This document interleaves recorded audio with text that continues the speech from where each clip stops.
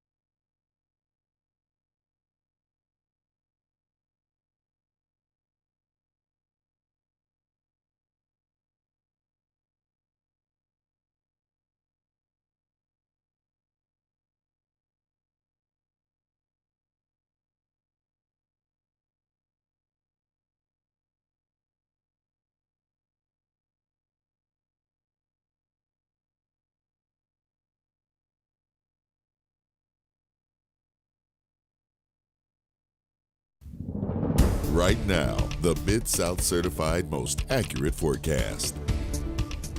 We have been really having a good luck with this weather, especially our off and on showers. They've been more off than they have been on, which is just a blessing here in the Mid-South. But unfortunately, our luck might be changing very soon. Outside right now, it's 82 degrees and it is a beautiful, and I do mean beautiful, afternoon. 83 degrees in Dyersburg right now. Clarksdale, Mississippi, 86 degrees. So temperatures very, very mild. Here's a look at our clouds and radar. It is a beautiful afternoon, not a cloud in the sky. Severe weather staying off to the west in Texas. We do not have to worry about that. Here's what you need to know. Late night storms are possible tomorrow. Not for everyone. Some of us might hear a few rumbles of thunder, but it's not really anything to be too concerned about.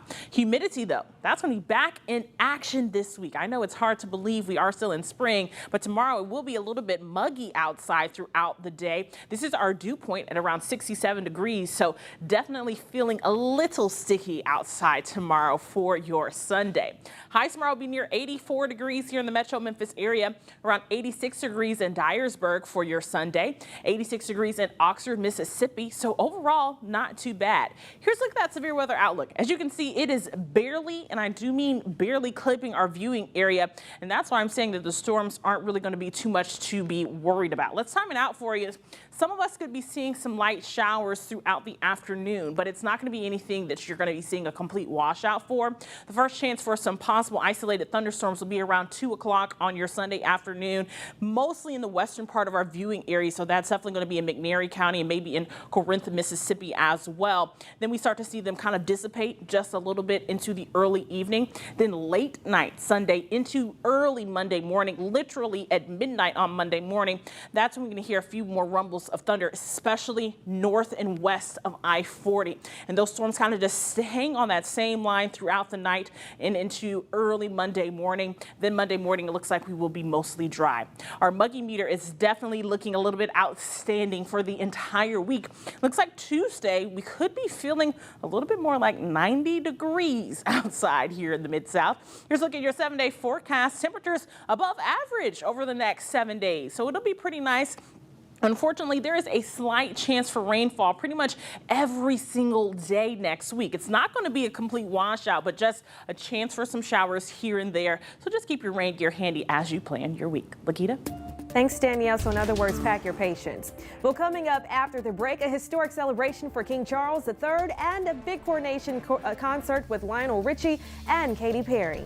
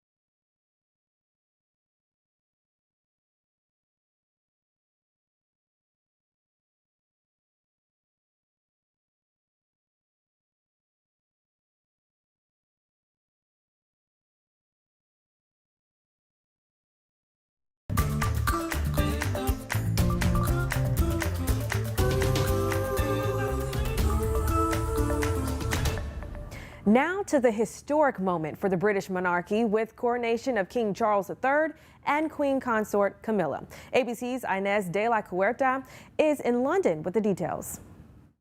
It was history in the making. King Charles and Queen Camilla formally crowned in a ceremony combining pageant and ancient ritual. The royal couple first seen as they left Buckingham Palace in a procession, riding the Diamond Jubilee state coach. Inside the Abbey, over 2,000 guests, including First Lady Jill Biden, foreign dignitaries, and members of the royal family. Prince Louis and Princess Charlotte sharing this sweet moment. Princes Harry and Andrew were also there, while Prince George George, second in line to the throne behind his father, Prince William, helped carry his grandfather's robes as a page, walking the very steps he'll one day have to take. The king and queen then lifted onto their thrones, those age-old crown jewels on full display. We just watched 2 hours of ancient ritual in Westminster Abbey. 80% of the country, it's the first time that we got to witness that. The military then putting on its biggest ceremonial display since Queen Elizabeth II's coronation. Units from across the Commonwealth marching down the Mall.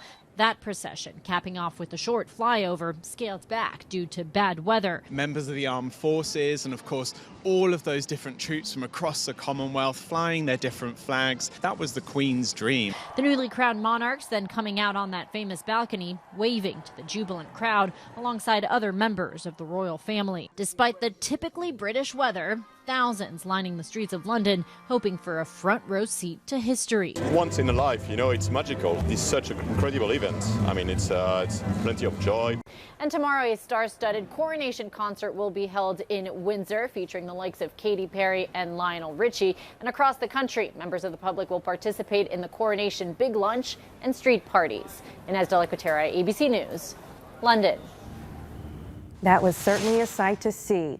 And another celebration this evening, 100 handpicked teachers celebrating in the happiest place on earth, California's Disneyland Imagination Campus. Ahead of Teacher Appreciation Week, Disneyland paying tribute to imaginative elementary, middle, and high school teachers from 39 states. And as you can imagine, teachers overjoyed and so overwhelmed with appreciation. They say they aren't used to seeing that often. The teachers also got to share their creative ideas with one another and get tools they can also take back to their own classrooms. Coming up next, Danielle is back with another look at that forecast.